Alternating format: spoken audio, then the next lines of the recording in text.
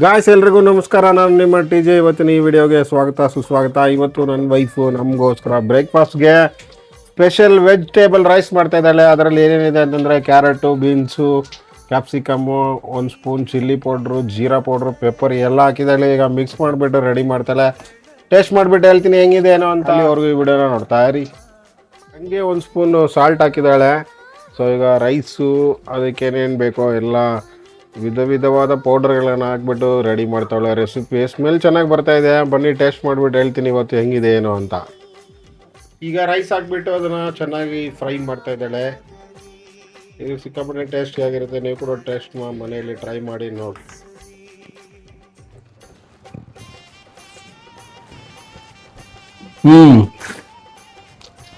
ಮನೆಯಲ್ಲಿ ಮಾಡಿರೋ fried rice ಸಖತ್ ಟೇಸ್ಟಿ ಆಗಿದೆ. ನೀವು ಕೂಡ ಮನೇಲಿ ಟ್ರೈ ಮಾಡಿ. ಸಖತ್ತಾಗಿದೆ. ಆಫೀಸ್ಗೆ ಓಡಿದೀನಿ, ಓಡಿಸ್ಗೆ ನಡ್ಕೊಂಡು ಹೋಗ್ಬೇಕು.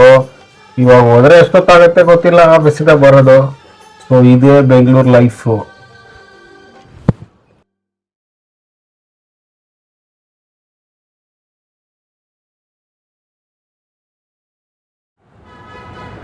ಬಾಯ್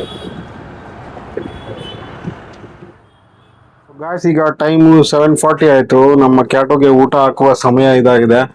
ನನಗೋಸ್ಕರ ಅಲ್ಲಿ ಕಾಯ್ತಾ ಇದೆ. ಅದನ್ನು ಊಟ ಹಾಕ್ಬಿಟ್ಟು ಈಗ ಕೆಲಸ ಮಾಡಬೇಕು. ಮತ್ತೆ ಈಗ ನಮ್ಮ ಕ್ಯಾಟು ಜಂಪ್ ಮಾಡಿದ್ರ ಮೇಲೆ ಹತ್ತತ್ತೆ ನೋಡಿ. ಬಾ ನೋಡಿ ಬಾಯ್ಸ್, ಬಾ. ಯಾವಾಗ್ಲೂ ಮೇಲೆಯಿಂದ ಜಂಪ್ ಮಾಡತ್ತೆ ನೋಡಿ ಇಲ್ಲಿಗೆ. ವೇಟ್